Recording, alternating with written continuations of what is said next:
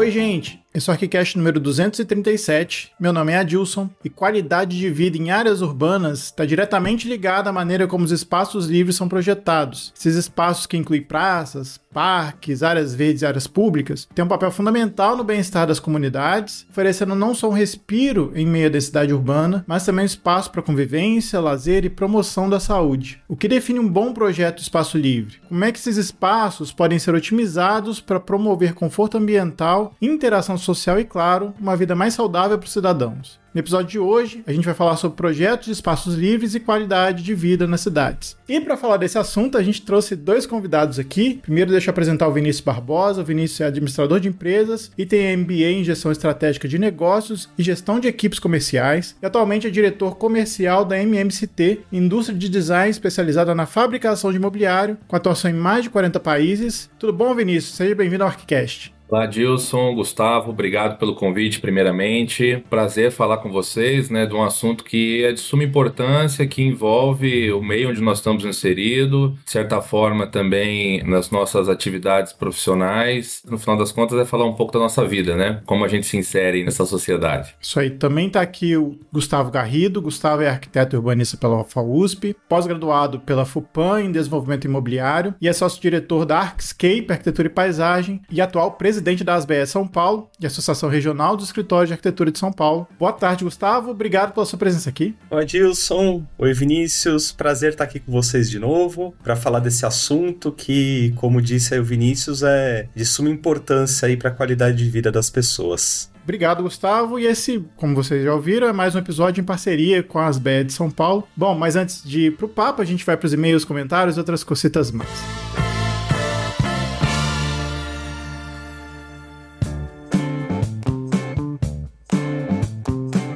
Voltamos com mais uma leitura de e-mails, comentários e outras cositas más. Tô aqui com o Rafa. E aí, Rafa, como é que você tá? Opa, tudo beleza. E aí? Fora a ressaca e a dor de cabeça, tá tudo certo.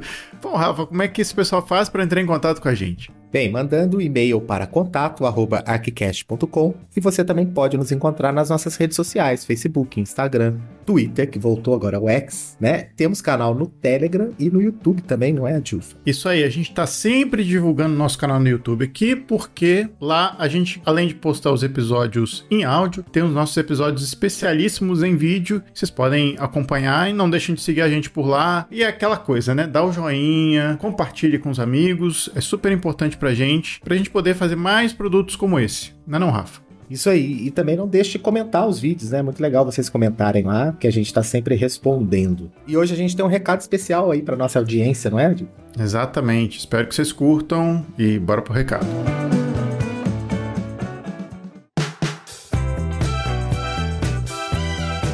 Bom, pessoal, a gente tá aqui com a Tainara Faria. A Tainara, além de ser nossa amiga, já participou algumas vezes com a gente aqui do ArchiCast. Ela tá trazendo uma novidade para quem tá ouvindo a gente.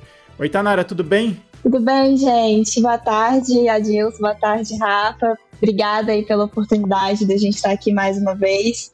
E dessa vez para poder trazer essa novidade aí para vocês. Vai ser um prazer. Bom, Tainara, vocês já estão no mercado há algum tempo, Mas vocês sempre trabalharam com projeto e obra. E vocês desenvolveram uma forma de trabalhar e resolveram sistematizar isso, é verdade? Conta pra gente como é que foi esse processo. Exatamente. Eu sou arquiteta, Sou sócia da Nó Arquitetura. E o escritório ele existe há 7 anos. E há mais ou menos uns 3 anos a gente vem alimentando essa vontade de compartilhar com as pessoas a nossa forma de trabalhar. E esse ano foi um ano muito importante para a nossa carreira. A gente teve, por exemplo, só esse ano, 5 projetos publicados na Arquidele. A gente teve clientes incríveis, muitas possibilidades legais de trabalho. E a gente decidiu que era a hora certa, de tirar essa ideia do papel. Essa vontade, ela surgiu observando mesmo a troca que a gente tinha com as pessoas nas nossas redes sociais, em palestras que a gente dava e até com outros colegas de profissão. E quando a gente começou a compartilhar não só os nossos projetos, mas também os nossos bastidores, sempre tinha alguém perguntando como vocês fazem isso, como vocês fazem aquilo, sempre tinha alguém pedindo para a gente mostrar mais detalhes. A gente sempre foi muito elogiado pela nossa organização, inclusive isso é um feedback constante dos nossos clientes, e é por isso que a gente começou a enxergar que de fato a gente tinha uma coisa ali diferente, bacana, e que merecia ser compartilhada com outros colegas de profissão. Então, diante dessa experiência aí que vocês tiveram de feedback também com os clientes, no que consiste então esse método da Nó? Nada mais é do que um conjunto de ferramentas que a gente desenvolveu nos últimos anos e que é baseado nas nossas experiências, nos nossos erros e nos nossos acertos. E ele tem como objetivo ajudar os arquitetos e designers a fazer uma gestão interna mais eficiente do escritório, de uma forma organizada, profissional e principalmente prática. Então, adquirindo, né, o método Nó, que é como a gente chamou esse curso, né, esse produto, as pessoas elas vão ter acesso ao nosso panorama de processo projetual no Trello, que é uma ferramenta de gestão assim, super interessante para organizar etapas e prazos dos projetos e dos processos. Vão ter acesso ao nosso modelo de proposta comercial e modelo do manual do cliente para reforma e para construção. Vão ter acesso também ao nosso combo de atas, que tem 4 documentos. Há um combo jurídico, também tem 4 documentos super importantes para dar mais segurança. E uma planilha de precificação, que é muito boa para as pessoas pararem de cobrar no feeling e começarem a cobrar com embasamento. E para as pessoas conseguirem, de fato, aplicar tudo isso aí no escritório delas, a gente também fez tutoriais de uso em formato de vídeo, para poder facilitar e, de fato, a gente ter uma aplicação correta das ferramentas. Então essa praticidade que vocês estão falando seria esse diferencial do método de vocês, né? Sem dúvida, Adilson. A gente quer meio que desmistificar essa ideia de que a gestão ela precisa ser complexa, sabe? Todas as ferramentas, elas já vêm meio que pronto para uso. Elas são editáveis, são adaptáveis, a pessoa só vai precisar inserir o logo, a paleta de cores e fazer ali os ajustes necessários para adequar a forma dela de trabalhar. Porque a gente sabe que hoje tempo é investimento. Cada minuto conta, né, na vida aí de quem está tendo o próprio negócio. E por isso o objetivo do método é otimizar a rotina dos profissionais para que eles parem de perder tempo com tarefas repetitivas e consigam organizar com mais padrão a gestão e o escritório deles. Legal. E para que tipo de profissional o método é voltado? Então, ele foi feito para arquiteto e para designers que trabalham com projetos e obras, mas acaba que ele abrange categorias dentro desse nicho. Então ele vai ser assim, incrível para recém-formados ou pessoas que querem abrir seu escritório de arquitetura já de forma organizada, né, desde o início, mas ele também vai ser incrível para profissionais que já estão há muito tempo no mercado, que querem melhorar a gestão, mas não têm tempo ou disposição para criar todas essas ferramentas.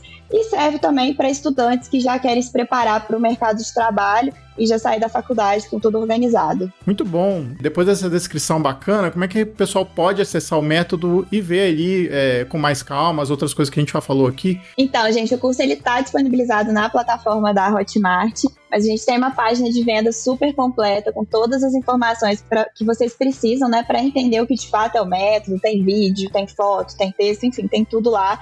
Eles vão deixar aqui o link para vocês, é só acessar. E no nosso Instagram também, né, que é @noarquitetura, a gente também tem bastante conteúdo sobre o método por lá. Bem, então a gente tem uma boa notícia também para nossa audiência, né, Tainara? Temos. O que vocês vão disponibilizar aí para quem tá nos ouvindo? Ó, super cupom aí de desconto para vocês, tá? Exclusivo para os ouvintes do ArchiCast. ArchiCast15, que é o cupom que dá 15% de desconto na hora da compra. É só vocês digitarem, né, na finalização ali que o desconto ele vai ser aplicado automaticamente. Isso aí, então, ArchiCast15, né? ARQUI Cast 15. Você consegue esse super desconto aí no material que a gente super recomenda também. São nossos amigos, são nossos queridos e confiamos muito nesse produto. Não é à toa que ele tá aqui sendo disponibilizado para vocês e também aqui a nossa presença nesse momento super bacana de divulgação desse produto novo. Bom, depois dessa dica aí, desse cupom, queria agradecer a Tainara, ao Aquiles também, que não tá aqui na gravação, mas agradecer aos dois. Sucesso nessa nova empreitada. Enfim, não deixem de acessar lá. Isso aí. A gente tem que agradecer pela oportunidade, gente. Obrigado mais uma vez. Bom, Rafa, vamos deixar então a galera ouvir o episódio de hoje sobre espaços públicos. Isso aí, eu não participei desse episódio, mas esse episódio tá muito bom. Isso aí, galera. Até mais.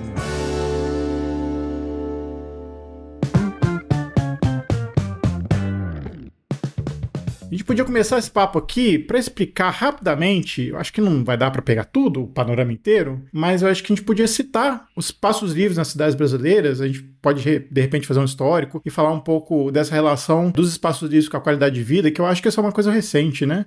Vinícius, você quer começar? Primeiro, quando a gente fala dos espaços de convívio, a gente entra numa questão muito histórica, né? E no Brasil, eu acho que é um contexto muito recente, quando nós trazemos em pauta. Que primeiro a gente pega as áreas de convívio, elas surgiram como uma necessidade da urbanização, do crescimento populacional. Inicialmente, tudo sempre foi baseado a vida no Brasil predominantemente rural, então os espaços foram surgindo como uma necessidade para comércio, questões religiosas, a igreja, então foram pequenos pontos que foram se desenvolvendo nesse sentido. A gente tem todo esse período colonial, que basicamente as áreas de convívio eram predominantes para comércio, né? Eu acho que um dos pontos mais antigos que a gente tem, que surgiu naturalmente nesse contexto, a gente pode pegar talvez o Pelourinho em Salvador, né? Que tinha esse contexto, até a gente chegar ali no final do século XVIII, quando eu acho que reflete também a questão da coroa vindo para o Brasil, a gente deixando de ser colônia, e aí o primeiro projeto urbano, público, que realmente de fato ele existe é o passeio público, né? No final do século XVIII, né? Na verdade, essas mudanças que a gente tem dos ambientes de convívio público, dizendo assim, ela vem refletindo de épocas em épocas, eu acho, as necessidades que tinham. O passeio público, por exemplo, ele surge como uma necessidade até da alta burguesia, né?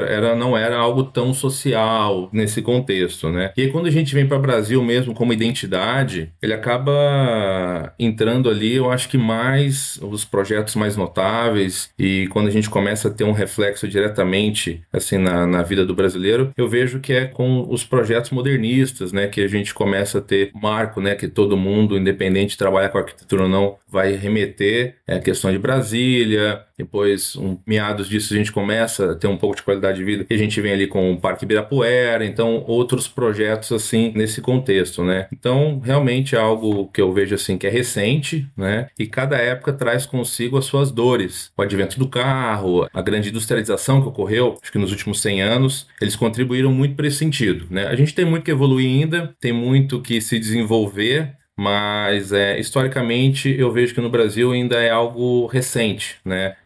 A nossa identidade, ela acho que ainda está sendo criada, né? E antes disso, todas as referências que nós tínhamos acabam vindo muito da Europa, como aconteceu ali no Passeio Público, que é o primeiro projeto que eu acho que a gente tem relevante nesse contexto assim de convívio social. Sim, sim. Acho que fazendo esse panorama um pouquinho aí que o Vinícius comentou, as cidades brasileiras, elas surgiram, digamos, espontaneamente, né? Através dos colonizadores. Então, eram pequenas aglomerações urbanas coisas de 5 mil pessoas, 10 mil pessoas. A gente pode dizer que até a segunda metade do século XIX, não tínhamos realmente uma grande pressão nos ecossistemas, nas regiões populosas, eram muito incipientes. Então, como o Vinícius disse, o passeio público foi a primeira iniciativa, mas, na verdade, meio que eram vice-reis ainda, porque o Brasil não era independente, então surgiu talvez até um pouco como modismo, né? Um projeto importado aí, desenhado pelo mestre Valentim, mas que demorou para pegar, digamos assim. Depois que vem a corte no Rio de Janeiro e começa as transformações, começam realmente esse trabalho de embelezamento das cidades. Mas acho que muito voltado para se ter uma identidade nos moldes europeus do que realmente uma necessidade. Porque com população escassa, a maioria rural, o lazer ele era praticado intramuros, nas casas. Até, assim, se você falar o que tinha de mobiliário público até então, era praticamente chafarizes e cruzeiros. A gente não tinha ali uma necessidade, realmente as cidades eram entrepostos comerciais, basicamente, né? O primeiro parque público que a gente pode dizer assim que surgiu foi no final do século XIX, que foi o Campo de Santana, no Rio de Janeiro, onde está o Museu Nacional. E a gente está falando em 1870, mais ou menos, 1880, já bem próximo do século XX. E mesmo nessa época, esses espaços eram muito mais feitos para elite, né, que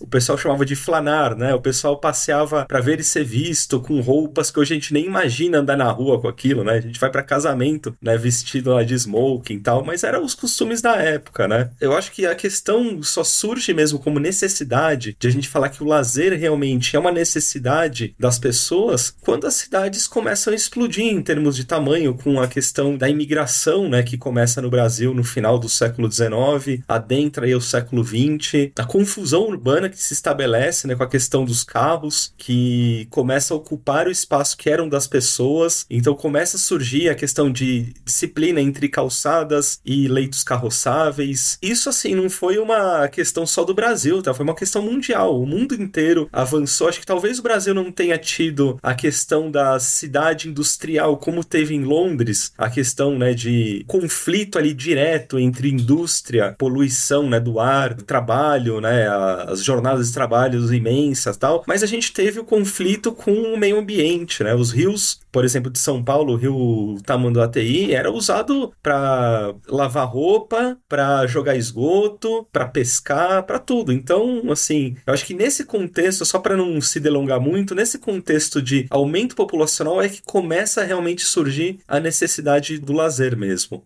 E tem uma relação importante, né? Porque isso que a gente comentou, né? O espaço público, ele passa, primeiro, a ser um espaço simbólico, né? E a gente vê principalmente, né, nos largos de frente das igrejas, e aí depois que ele vai se tornar um espaço para embelezamento, né? E aí você falou das reformas que vieram aqui para o Rio de Janeiro, e aí depois você começou a associar também os espaços livres com a ideia de salubridade também, que eu acho que essa virada do século representa um pouco isso também, né? De você necessitar, né, de você não ter mais doenças nas cidades, e você começa a perceber, né, que lugares mais salubres são lugares mais ventilados, mais abertos, né? A gente fez um baita salto no tempo, mas eu acho que a gente pode ir para o século XX para falar um pouco de como os espaços públicos na modernidade começaram a ter um caráter muito específico e que, de alguma forma, deram, assim como a arquitetura modernista brasileira deu um pouco a cara do que vai ser a arquitetura nacional, os espaços públicos também tiveram um pouco dessa essência, né, Gustavo? Tem essa conquista, vamos dizer assim, né, se a gente for falar de Brasil e de paisagismo, né, Burle Marx e tudo mais, mas a gente também teve algumas lacunas nesse sentido,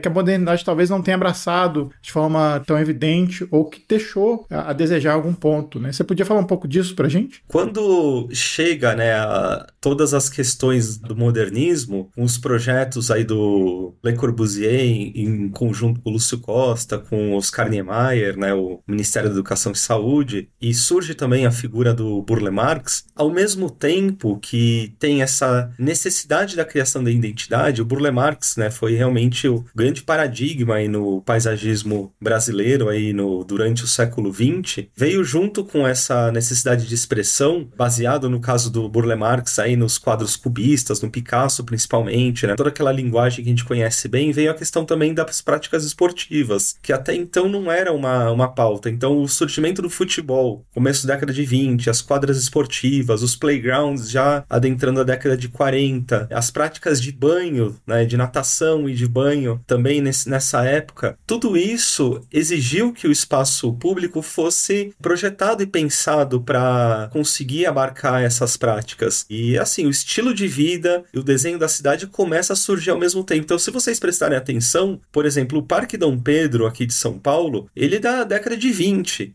E a gente está falando do modernismo, final da década de 30, então são 20 anos, muito... não dava nem tempo, né, de... Um projeto de paisagismo, por exemplo, ele demora alguns anos, né, para a vegetação, né, crescer, para aquilo tudo se desenvolver. Então, se a gente for ver que em 20 anos já tem uma outra linha de pensamento com outras necessidades, de novo, é uma mudança muito rápida. O que eu acho que aconteceu nessa questão aí de mudança, né, de uma linha mais eclética para uma coisa mais moderna, foi que, até respondendo sua pergunta das lacunas, eu acho que a questão da negação do ornamento que veio, né, de você não ter mais espaços públicos com estátuas gregas, com gazebos, com toda aquela parafernália que a gente conhece, no final das contas foi para um outro extremo que beira até a falta de cuidado, né? Então, são poucos os projetos que começam nessa época que tem uma preocupação melhor com detalhamento, desde aí de um banco, de um gazebo, de um pergolado, ou de uma luminária, né? Então, se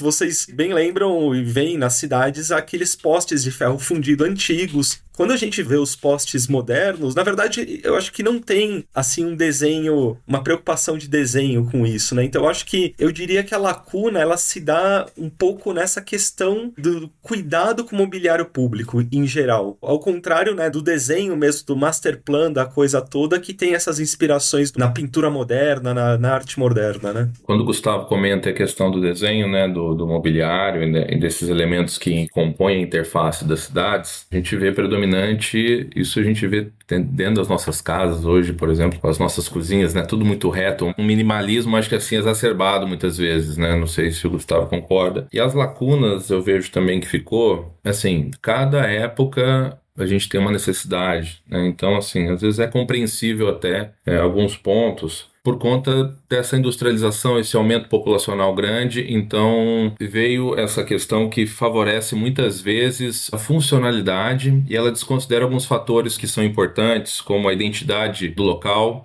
muitas vezes passa batido, cultura regional, muitas vezes a falta de conexão com a natureza, que, assim, a rapidez dos projetos e a rapidez com que as necessidades que nós temos, elas vão tomando conta, né, do nosso dia a dia, a rapidez do que nós temos hoje, então ela tornou muito homogêneo, né, então ela tentou ser democrática, mas eu acho que faltou conexão com a natureza, ela muitas vezes não permite questões relacionadas à acessibilidade e à inclusão, e eu vejo também que foram criados muitos, da mesma forma que tem a questão do mobiliário, como você fala do desenho, os postes, né, que hoje ficou tudo muito reto, tudo muito frio, ficou muito contemplativo e eu não vejo, assim, que muitas vezes falta um pouco desse aspecto de vida das pessoas, né? Assim, até a questão do próprio mobiliário mesmo em alguns espaços como esse, eu sinto um pouco, às vezes, da fragilidade, da ausência disso, sabe? Muitas vezes isso acaba não permitindo que os ambientes, os espaços, eles sejam vividos, né? Muitas vezes eles são muito contemplativos, mas assim, a gente acaba não fazendo parte disso, né? Eu acho que essa é uma das principais lacunas aí que esse período trouxe, é recente ainda, então é um desafio integrar esses espaços, acabou criando, né, uma identidade nacional no que diz respeito à arquitetura, acho que um dos pontos altos, assim, quando a gente fala da arquitetura brasileira lá fora, é relacionado ao modernismo, né? Mas isso acho que é um desafio que a gente tem agora, não só como profissionais, mas também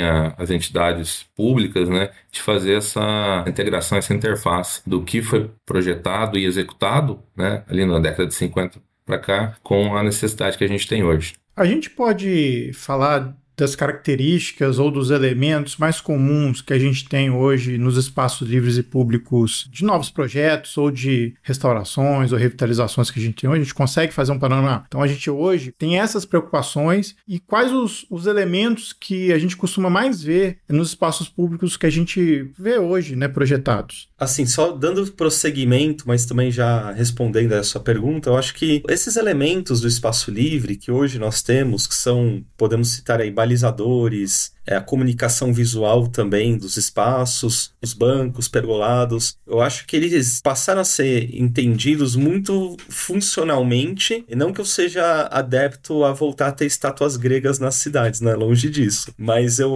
a preocupação do desenho, quando você traz ali um sistema de comunicação visual bem desenhado, qualquer elemento, um pergolado, uma escada, uma mureta, todos esses elementos que compõem espaço livre, um gradil, acho que tudo que conforma o espaço, que ia para cima, digamos assim, ele faz muita diferença na qualidade. A gente vê exemplos, acho que, poxa, o mundo inteiro a gente tem exemplos legais. Eu poderia citar, por exemplo, o Parque André Citroën em Paris, o Parque La Villette também em Paris, a Orla de Barcelona também, onde teve as Olimpíadas. Em São Paulo, aqui falando de Brasil, a gente tem aí o Parque da Juventude, projeto da Rosa Clias, né, que, enfim, é uma das grandes responsáveis por esse cultivo dessa cultura, né, de detalhe bem feito, do projeto bem feito. Eu acho que é por aí. Os elementos que eu vejo, assim, até pela natureza, né, assim, meu dia a dia é mobiliário urbano, então aonde passo, né, tento observar como é que ele está inserido, isso é algo que vai sendo ajustado conforme a época, né? Então, você pega antigamente o mobiliário urbano que nós tínhamos, o que era as estátuas gregas que o Gustavo comentou, né? O mobiliário, ele tinha uma função mais de localização do que de uso, né? Então, basicamente, você tinha os pórticos, os arcos, né? E ali você identificava onde você tá. Bom, cheguei aqui, né? A sociedade foi se moldando, a pracinha, a fonte, próxima a uma igreja, isso aí na questão social, né? E aí a gente teve uma evolução muito grande quando o carro entrou na nossa vida, né? Mudou a forma da gente interagir com as cidades. Como bem Gustavo falou ali, os balizadores delimitando. Depois nós tivemos ali o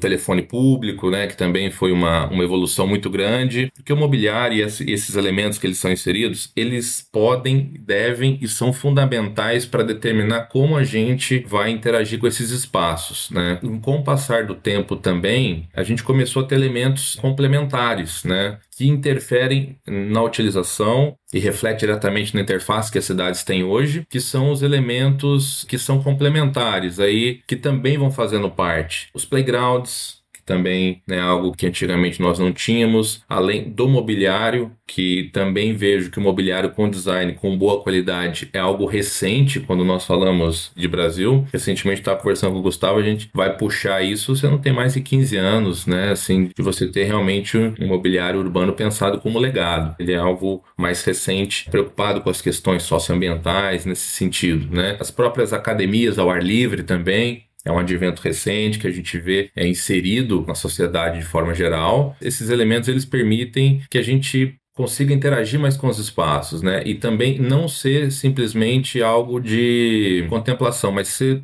também que esses espaços eles possam ser algo de vivência. Então agora a gente está no momento que o que é integrado nesses espaços são os elementos eletrônicos, Wi-Fi, essa comunicação mais digital voltada para esse sentido, né? Os espaços PETs, né, os parcões, né, isso também tem sido muito integrado basicamente em praças, parques e shoppings, né, mas basicamente no momento de ar livre, né. Posso pegar um exemplo próximo da minha casa, eu moro em Curitiba, que é uma cidade conhecida pela boa qualidade dos parques e praças que ela tem. A 2 quadras da minha casa eu tenho uma praça de porte médio e basicamente a metade dos aparelhos que você tem disponível nela são adaptados para que você tenha que os cachorros possam também interagir com o espaço. Então, o cachorro está levando o dono para passear hoje, né? Porque se permite ter espaços que ele pode interagir, né? Pai de pet hoje está famoso. Então, assim, a gente consegue interagir com os espaços porque foram inseridos nos ambientes ferramentas, mobiliários que permitam essa interação aí de forma que contemple o máximo de pessoas, né? E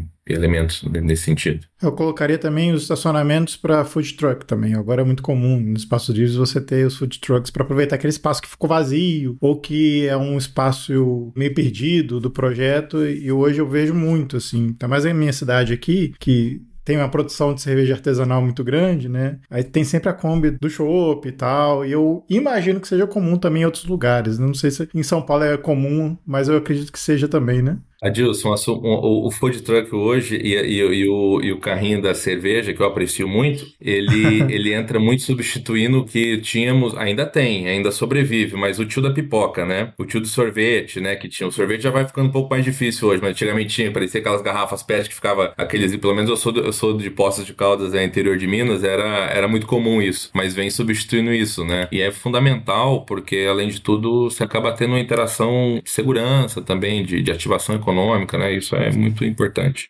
E banca de jornal também, acabei de lembrar. Banca de jornal, como hoje a gente tem muito pouca coisa impressa, né? As bancas de jornais ficaram muito minguadas. Ou algumas até, eu vi uma recentemente que aqui perto de casa tinha uma banca de jornal, agora é um chaveiro, né? Então a presença das bancas de jornal também, de alguma forma, ajudavam a povoar ainda mais as praças e parques, né?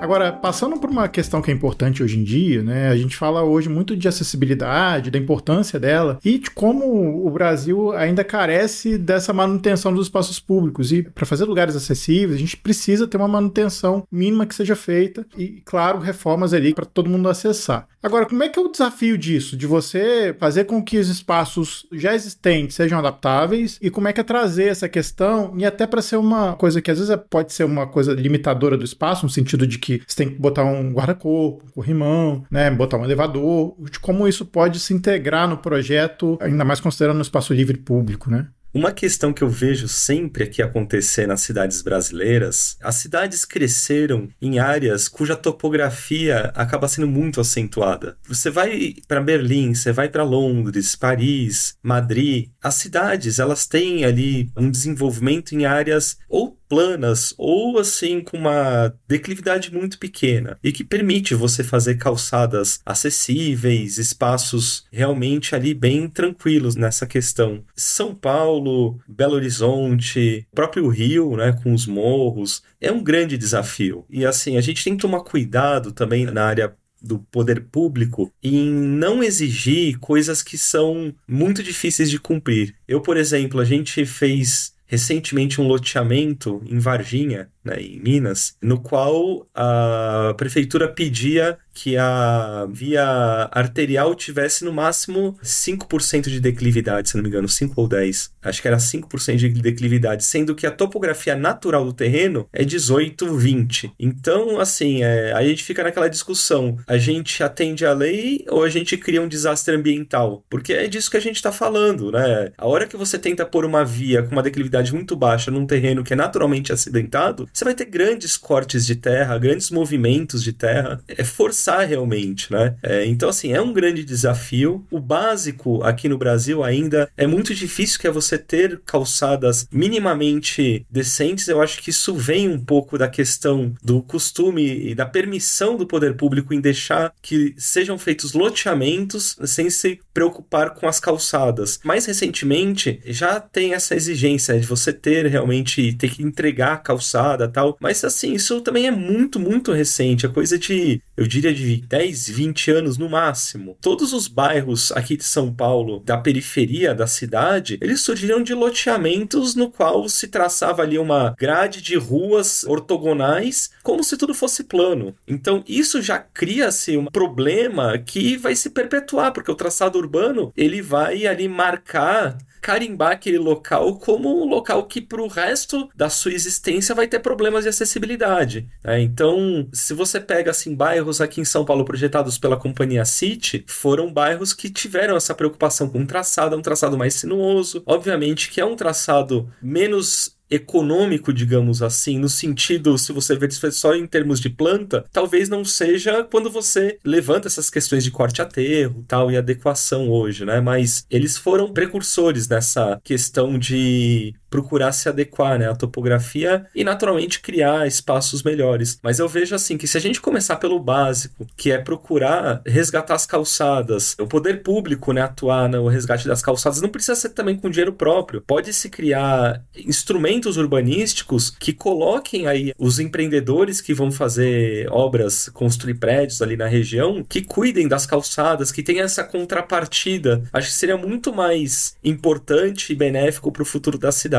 O Gustavo comentou um exemplo que ele teve em Varginha. Eu vou usar 2 exemplos que eu tive. Meu primeiro emprego, ele foi há mais de 20 anos, foi um estágio no departamento de água da minha cidade natal. Na ocasião, os novos loteamentos só eram liberados quando existia rede de água, esgoto, iluminação pública e pavimentação. Então, quer dizer, já tinha que ter uma estrutura, pelo menos o básico já tinha que estar bem funcionando, né? Depois de alguns anos, eu acabei mudando para Campo Grande, Mato Grosso do Sul. Em 2012, eu me recordo que lá, e a primeira vez que eu vi, eu até me assustei, porque eu vinha acostumado com essa natureza em Poços de Caldas. Os novos loteamentos, muitas vezes, eram sem asfalto, sem o saneamento básico, então, basicamente, era por fossas, de bairros que eram relativamente de classe média, e alguns até classe média alta. Então, assim, você vê muitas vezes, eu acho que os grandes desafios que nós vamos ter, que o poder público vai ter com relação à acessibilidade, é muito relacionado, primeiro, a conhecimento, talvez até dos profissionais que estão na área. A gente precisa ter também aí uma mudança cultural, de entender toda essa complexidade que tem, e aí entra esse detalhe que o Gustavo acabou de comentar, processo de execução que é incompatível com a realidade do espaço. Realmente um real compromisso público que também vai muito de encontro com o diálogo, eu acho que com a iniciativa privada. Tudo também a cargo do público, a gente sabe, eu acho que já está claro que também fica muito difícil. A iniciativa privada também tem um papel importante nisso. É uma via de mão dupla, não só nos projetos, e na execução, mas também na fiscalização, tanto do público como da sociedade como um todo. E eu acho que o principal é pensamento a longo prazo. A gente costuma ver muitas vezes pensando numa realidade muito de mandatos em mandatos. Estamos numa época, por exemplo, agora pós-eleições, que a gente vê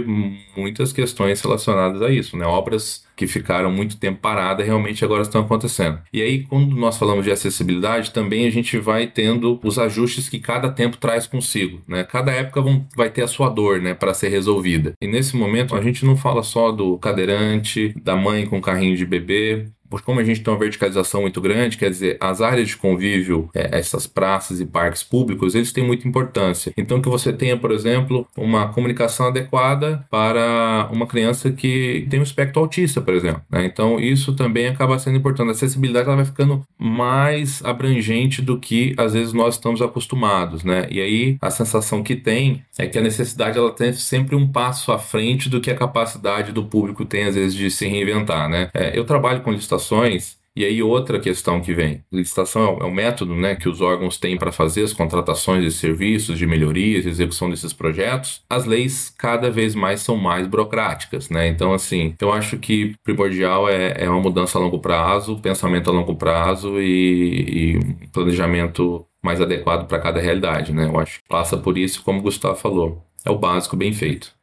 E por outro lado, a régua é muito baixa. O processo é mais burocrático, mas a régua de exigência é muito baixa. Então, assim, se a população também não se conscientiza que ela deve exigir um mobiliário urbano, um espaço urbano bem projetado, de melhor qualidade, as prefeituras, o poder público, ou quem seja que vai entregar esse espaço, ainda vai entregar coisa de qualidade inferior. Como, infelizmente, as referências que nós temos, elas são muito ruins, precárias, a gente vive em muitos locais aquela situação, qualquer coisa serve. E a gente tem uma diferença muito grande quando a gente está falando de espaços públicos, né? E aí, muitas vezes, a gente traz uma analogia e um comparativo com o que a gente tem dentro de casa, que é uma outra universalidade, né? Então, por exemplo, no espaço público, a gente tem pouca manutenção dos produtos. No espaço público, a variedade de itens e elementos que nós temos para fabricar esses itens que vão estar inseridos, esse mobiliário, que a gente fala de forma ampla, também reduzida. E o comparativo que a gente tem é muito baixo. Então, normalmente esses projetos, quando eles são entregues, eles estão bonitos, eles estão bem pintados, eles estão inteiro. Não é um bem de consumo que a gente está colocando ali.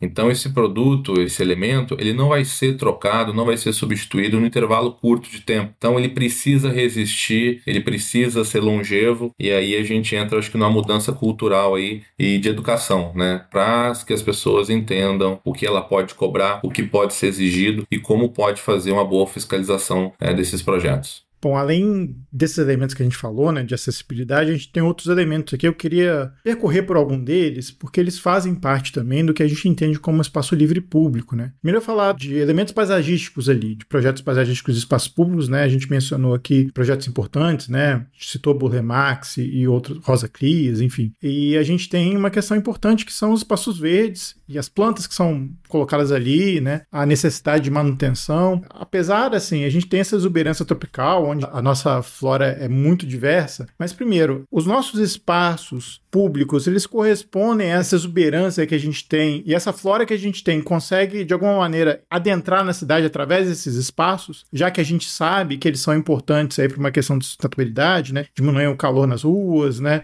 Melhoram também a questão da poluição, enfim, queria que vocês falassem um pouco sobre isso. Olha que curioso, Adilson, até onde se encaixa todo esse panorama que a gente traçou no começo aqui da nossa conversa. Quando surgiram esses espaços, né, o passeio público, Campo de Santana, depois 100 anos depois, né, surgiu a importação das plantas, né, então os buchinhos, aquelas palmeiras washingtonias e outras tuias, aqueles pinheiros italianos vieram dessa época, tudo importados para cá. Por quê? As cidades eram muito pequenas e o que tinha no entorno era entendido como mato, o famoso mato, que hoje a gente tanto deseja. Assim, digamos, 200 anos depois, ainda existe essa cultura arraigada de usar plantas dessa forma, né? Usar as plantas exóticas, sendo que a gente tem aqui uma riqueza fantástica. O trabalho do Burle Marx, eu acho que foi ali um ponto grande divisor de águas, porque além de artista, ele era um grande apaixonado pela flora brasileira. Fazia várias expedições. Tem hoje lá o sítio Burle Marx, lá em Guaratiba, no Rio de Janeiro, que é fantástico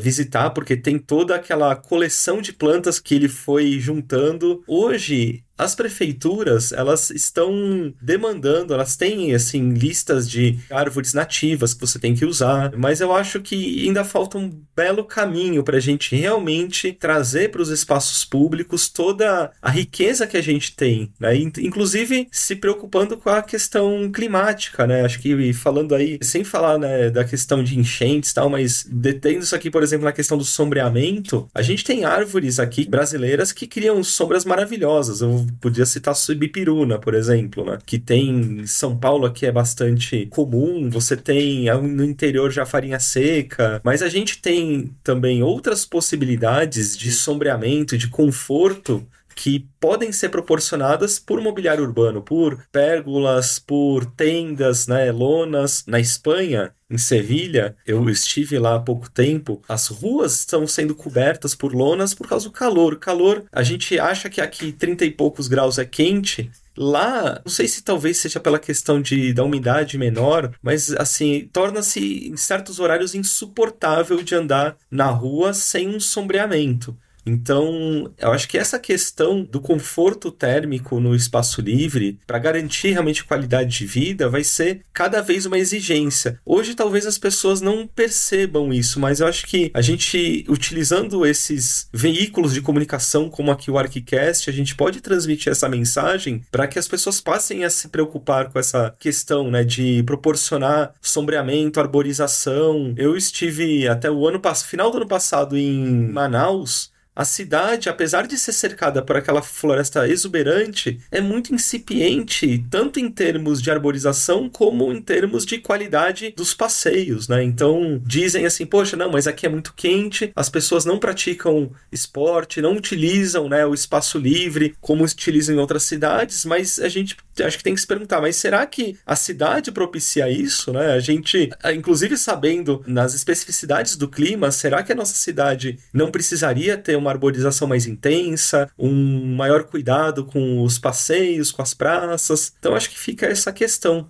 Eu li recentemente do Burle Marx, acho que são mais de 3.500 espécies que ele tem catalogado, várias, né? Inclusive ele mesmo acabou descobrindo, né? Mas quando a gente fala dessa questão paisagística nos espaços, a gente tem dois cenários, né? Que muitas vezes são praças e parques, né? Os parques normalmente estão direcionados para as grandes cidades, médias e grandes cidades. Acho que existe, às vezes, ali uma complexidade um pouco maior nesses projetos. E as praças, muitas vezes, são um descuido, né? Eu acho que um tropeço, sobrou um terreno, alguma coisa, vira uma praça. Mas quando existe um bom planejamento também, ela pode ser utilizada. E eu acho que, às vezes, até mais fácil como um agregador, assim, nesse sentido. E o paisagismo, ele é fundamental. Questão do sombreamento. Não faz sentido você ter um parquinho que você não tenha sombra, né? E aí, por exemplo, ele vai ficar bom para ser usado quando à noite? À noite vai ter criança, fica incompatível, né? Então, quando você consegue ter um projeto paisagístico que ele entra de uma forma mais abrangente, ele é fundamental. Não só quando a gente fala também de sombreamento, mas a gente fala até mesmo de ter pequenos pontos de drenagem, né? Isso é muito fundamental e ajuda muito nas questões urbanas. Cresce muito, não se tem uma estrutura que suporte chuvas e enfim, tudo canalizado, né? Não tem para onde essa água ir. Então, são pequenos pontos ali que permitem evitar esses problemas que a gente tem nas cidades, né? Paisagismo também eu vejo que ele é fundamental. É um bom projeto paisagístico que a gente vê, quando ele dá certo, a gente fica muito feliz, porque assim, os ambientes públicos, eles são atraídos por pessoas. Então, assim, pessoas atraem pessoas. Só que em contrapartida também a natureza humana, ela não gosta muito de ser observada. Então, o paisagismo, ele muitas vezes traz essa função também de dentro do espaço coletivo você trazer a sua individualidade. né? Ele também tem essa função. E muitas vezes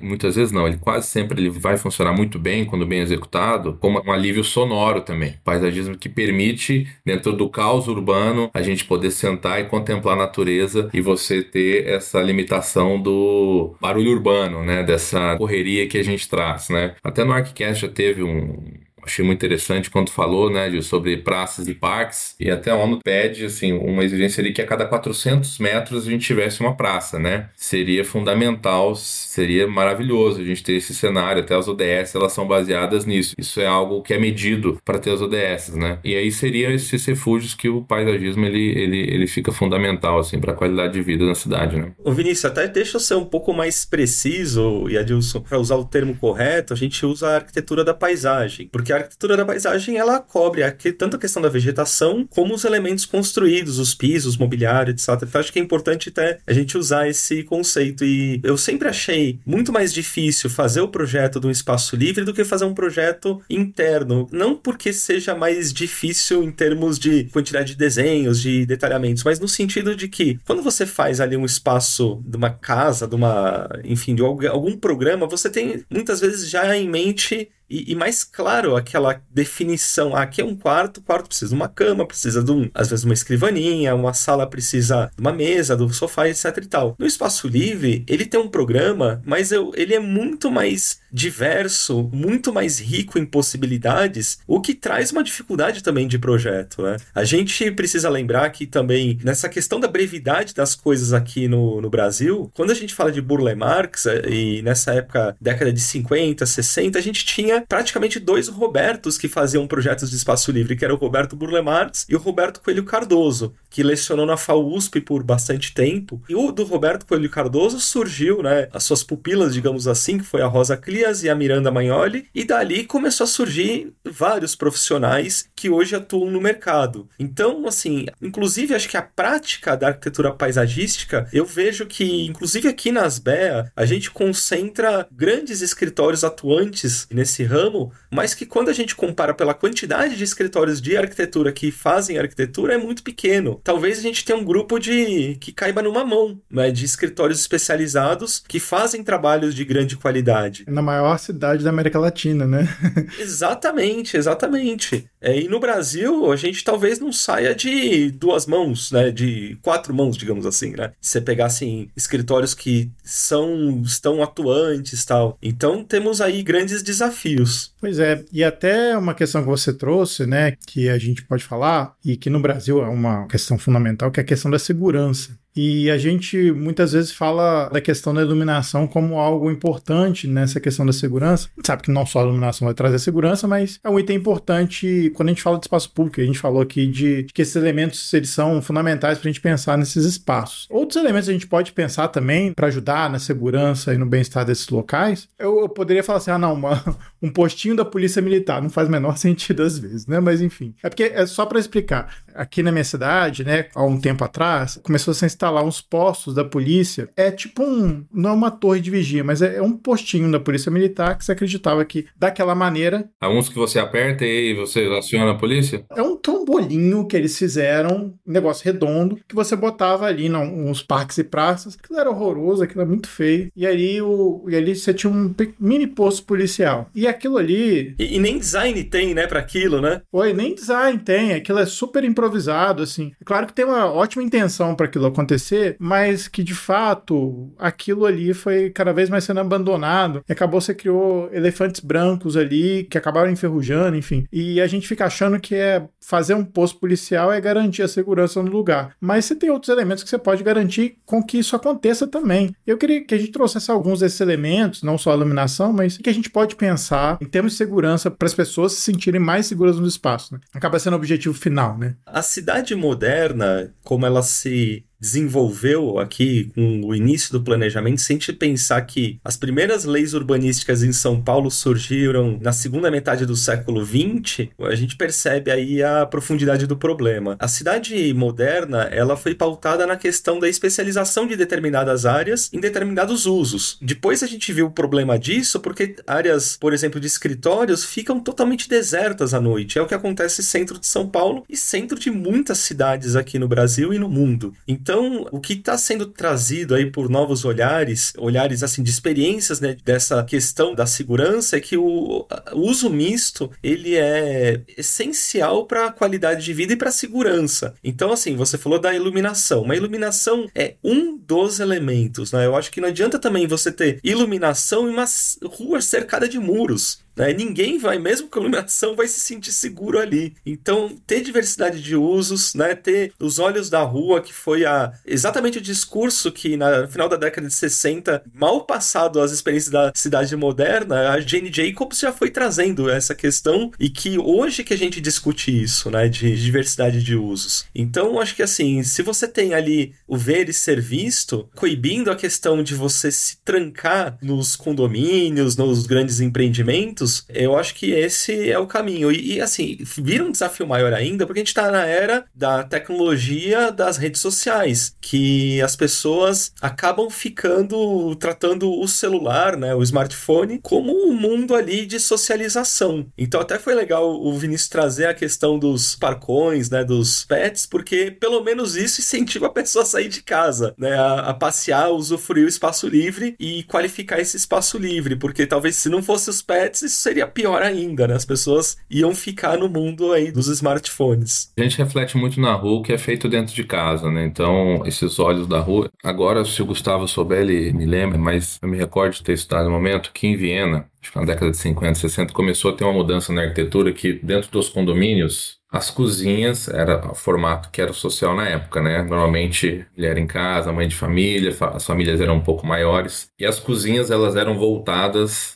para o centro desses condomínios, que é onde as crianças ficavam, né? Quer dizer, o olhar sobre as pessoas. Isso acabou, quando a gente consegue levar isso com qualidade para a rua, ele também funciona bem. E aí funciona no sentido de que o bom projeto ele tem que ser longevo até na sua utilização. Quer dizer, ele tem que estar seguro para mim utilizar às 5 horas da manhã e tem que estar seguro para utilizar ele às 10 horas da noite. E aí o que vai fundamentar isso? Então, o planejamento desses espaços, eles são fundamentais, né? Muitas vezes o que eu ouço, né? A nossa indústria ela é especializada no design do mobiliário urbano. E às vezes eu ouço de profissionais conceituados que não compensa colocar um bom mobiliário nos espaços públicos porque ele muitas vezes é vandalizado, né? Quando normalmente é o contrário, né? Quer dizer, o bom mobiliário urbano ele tem a capacidade de melhorar a qualidade de vida das pessoas. Tá, isso é fundamental. Mas não é só o mobiliário sem o contexto, não é só a iluminação sem contexto, não é só a barraquinha da polícia que não vai conseguir estar em todos os locais, né? Quando eu consigo planejar e eu consigo, por exemplo, ter uma pista de caminhada, isso vai estimular eu ter uma utilização. Quando o parquinho ele tem o sombreamento, eu vou ter utilização. Quando tem o parcão onde o cachorro leva o dono para passear, né? Que tem esse estímulo para sair de casa, eu tenho utilização. Quando eu tenho academia ao ar livre, eu tenho estímulo à utilização. Quando eu tenho food truck instalado nesses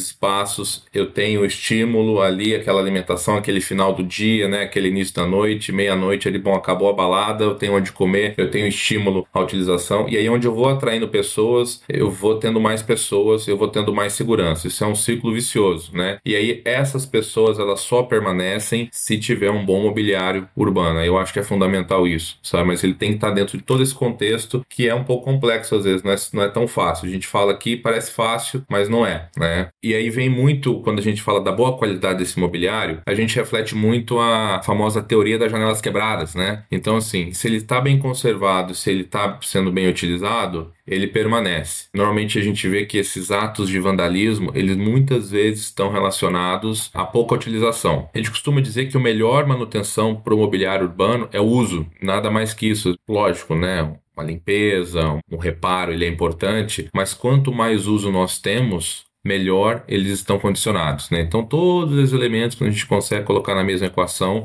o resultado, ele vai sair um ambiente mais seguro. Sabe uma coisa que eu pensei aqui, que essa fala do Vinícius me suscitou? É o quanto que, ao projetar esses espaços, a gente tem em mente a formação realmente de comunidades ou o mero empilhamento de pessoas. Essa discussão surgiu umas 2 semanas atrás aqui na Asbea, num seminário que a gente trouxe o Ben Derbyshire, foi presidente do RIBA alguns anos atrás, e ele comentou que nos projetos que eles estão desenvolvendo, existe essa preocupação desde o início de como fomentar que aquele novo assentamento, naquele novo projeto que eles estão fazendo, se torne realmente uma comunidade, e não um mero agrupamento de pessoas. Por mais que o nosso seminário tenha tratado da questão de industrialização da construção, isso surgiu naturalmente. Então eu fiquei muito feliz, né? Porque é a área que eu me dedico, a área que o Vinícius também atua aí fortemente, de pensar nessa questão, né? Como que a gente está preocupado em formar comunidades? Não somos somente nós. A gente precisa, com os nossos clientes, abrir essa discussão, conversar sobre isso. Em Portugal, em Londres, né? Vou pegar em Lisboa e Londres. Em Londres, nós tínhamos os commons, né? Que é as áreas comuns e que eram umas áreas que eram realmente onde as pessoas se encontravam. Era onde tinha o forno do bairro, onde tinha a forja, onde se fazia as festas, onde as pessoas se agrupavam. Eu acho que nas cidades brasileiras, o que a gente tem de melhor exemplo perto disso, de formar comunidades, ainda são as igrejas, né? Que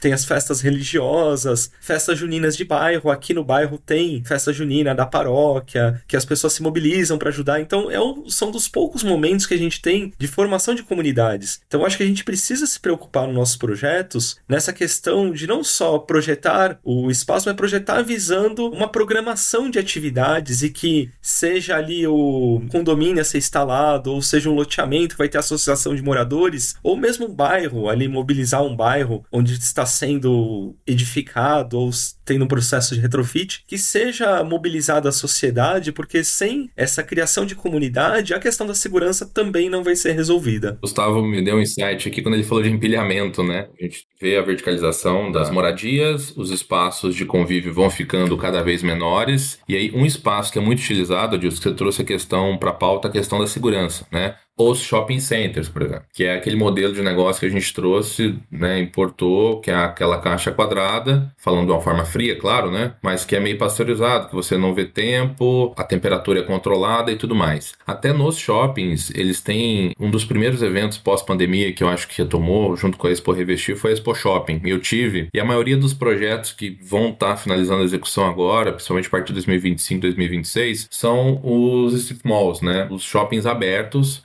suprindo essa carência que a gente tem na sociedade, tá? Que é de segurança, porque as pessoas vão para os shoppings muitas vezes, não é nem por gosto, tá? Mas simplesmente porque elas se sentem mais seguras. Então, elas vão para a praça de alimentação porque elas se sentem mais seguras do que no food truck, muitas vezes. Né, pela exposição que tem. Em vez de ir no parque, vai no shopping. Então o shopping também, ele tá trazendo um pouco, ele tá abrindo as portas e tá deixando, a gente tá vendo agora muitos projetos também que ele tá deixando de ser totalmente fechado para ser aberto, para trazer vegetação, trazer essa circulação, essa ativação econômica, muito também impulsionado, estimulado pelas questões relacionadas à segurança. Vou levantar uma bola aqui, uma pergunta que eu acho que é importante a gente fazer para a gente encerrar a nossa conversa, que é assim, como é que é convencer as pessoas, né, que os espaços públicos de qualidade são muito importantes para a cidade e que eles impactam muito positivamente na nossa vida? Como é que a gente consegue convencer as pessoas ou, de alguma forma, fazer com que o projeto meio que convença que as pessoas que aquilo ali é melhor do que não tê-los, né? Como é que a gente pode fazer isso, assim, no nosso dia a dia? Eu acho que é um desafio.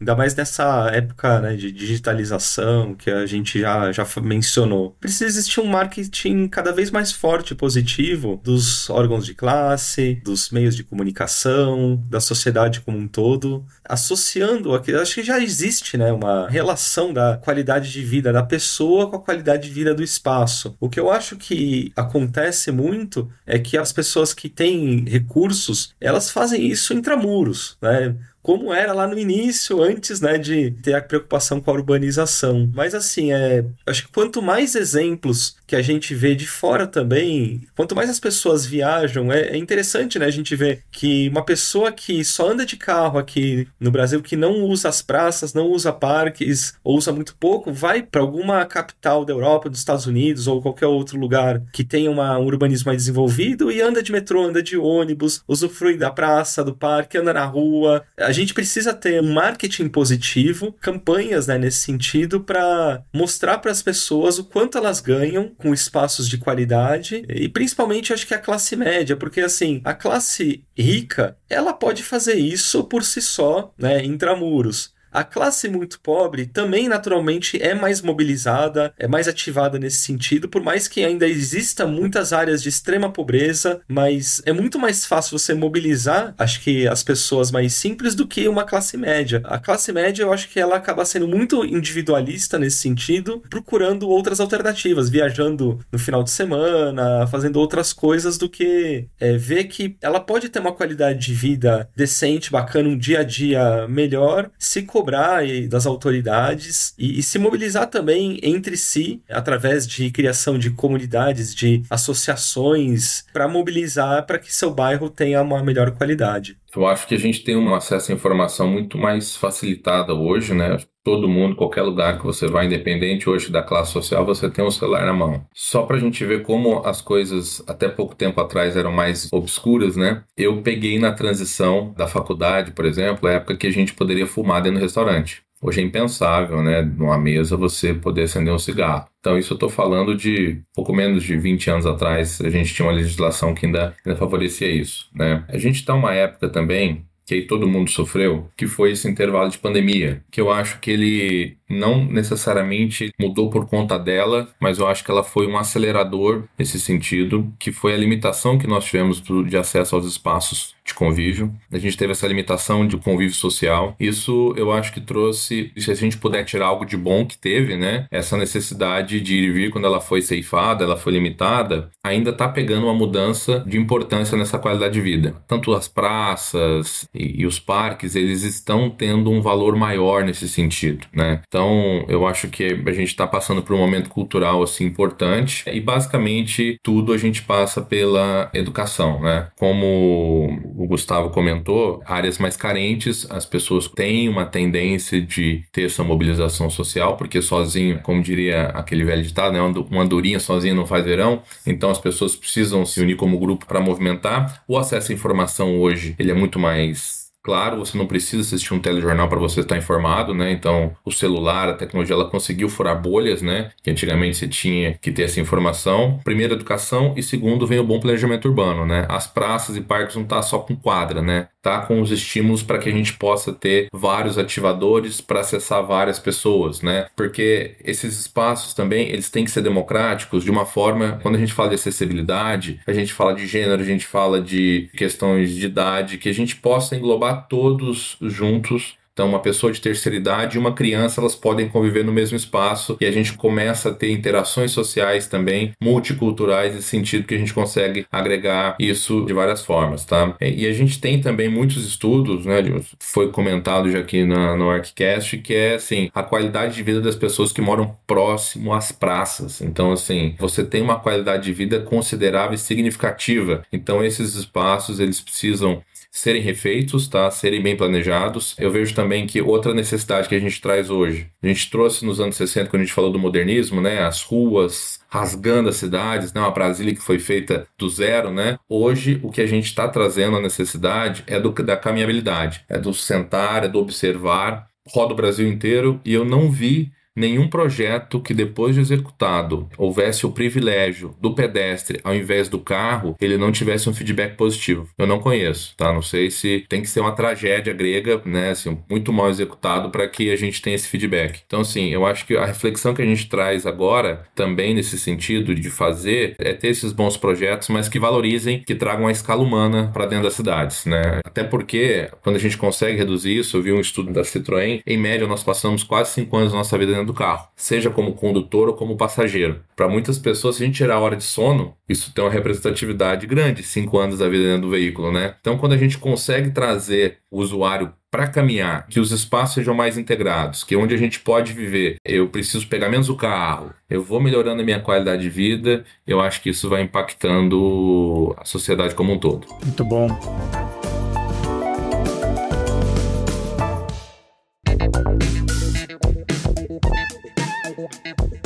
Para a gente tradicionalmente fechar o nosso podcast aqui, a gente vai para a nossa rodada de dicas. E aí eu vou chamar nossos convidados para dar as dicas de vocês. Gustavo, você tá com a sua dica hoje? Tenho acho que 3 dicas, pode ser? Opa, manda! Primeiro, conhecer o que a Asbea São Paulo faz.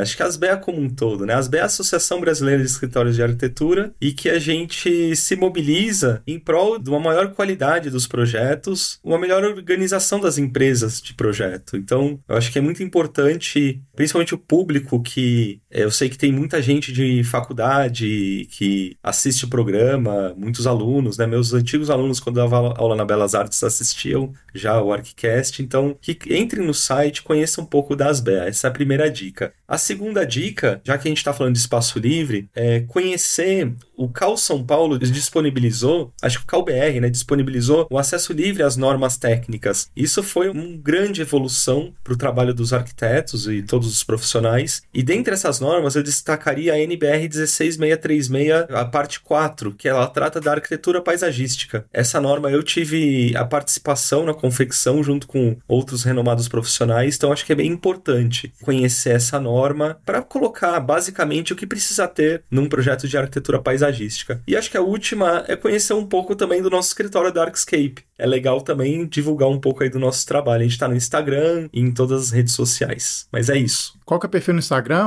Gustavo? @ArcscapeArc. Muito bom. A gente vai deixar o link também na postagem das dicas aqui também, mas muito legal. Bom, Vinícius, sua dica ou suas dicas?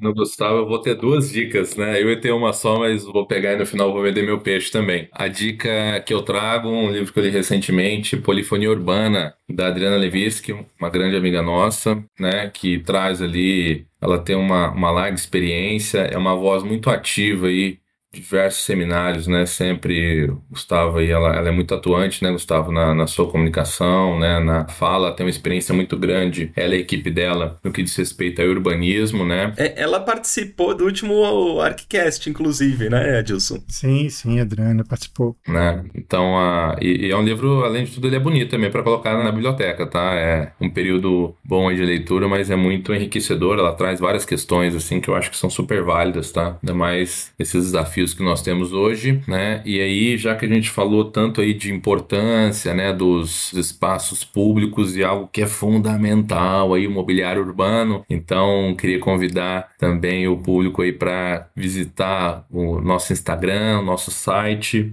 chamar a gente para bater um papo, a nossa equipe toda composta aí por arquitetos, né? Eu falo que eu não sou o único da equipe comercial que não sou arquiteto, sou curioso, né? Mas assim, a MMCT é uma indústria de design especializada em mobiliário urbano, que adora bons projetos e acredita que o bom mobiliário urbano tem capacidade para mudar e melhorar a vida das pessoas. Então, mmct.br, então nosso Instagram e nosso site www.mmct.com.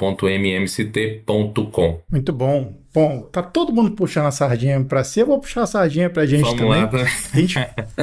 Pois é. O que acontece é que a gente citou aqui vários assuntos de alguns episódios que a gente também já abordou algumas questões. A gente acabou de fazer um episódio sobre Burle Marx, tá lá no YouTube e tá também em áudio, porque se você quiser ouvir só o áudio, mas tá lá no YouTube um episódio super legal que a gente fez sobre Burle Marx. A gente tem também o episódio 210, que é sobre praças e parques urbanos, que o Vinícius citou aqui, que fala do trabalho do Klaus e da Priscila, que fazem estudos sobre praças, e eles têm um estudo específico sobre ruído, e lá tem todas as publicações que eles fizeram, então é muito legal. E também citar um episódio que a gente fez já um tempinho atrás, que é sobre a Rosa Clias, que também foi citada aqui, um quarteto, né, junto com esse episódio aqui, para falar sobre praças e parques de diversas maneiras, e que a gente se orgulha muito de fazer esse conteúdo aqui. Adilson, posso fazer puxar uma última dica dentro disso?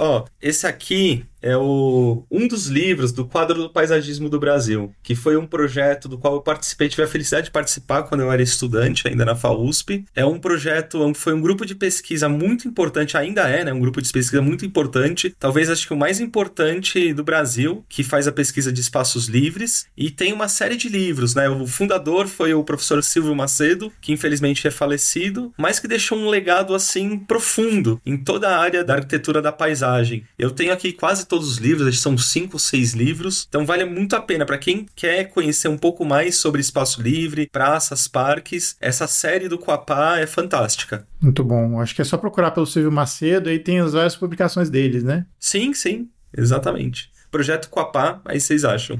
Legal. Bom, deixa eu despedir então dos nossos participantes. Primeiro agradecer ao Gustavo. Gustavo, obrigado por estar mais uma vez aqui com a gente e por essa parceria com a Asbet também. Obrigado, Adilson. A gente fica muito feliz aí de poder contribuir com o nosso conhecimento. Legal. Prazer, Vinícius, também agradeço ao Vinícius. Vinícius, prazer. Seja bem-vindo aqui ao ArcCast e espero você mais vezes para a gente conversar. Não, com certeza. Obrigado, Adilson. Obrigado, Gustavo. Importante a gente trazer aí sempre pautas que vão se complementando, né, nessa complexidade que é o nosso dia a dia. Mas foi um prazer estar com vocês aqui. Espero que a gente possa bater um papo novamente em breve.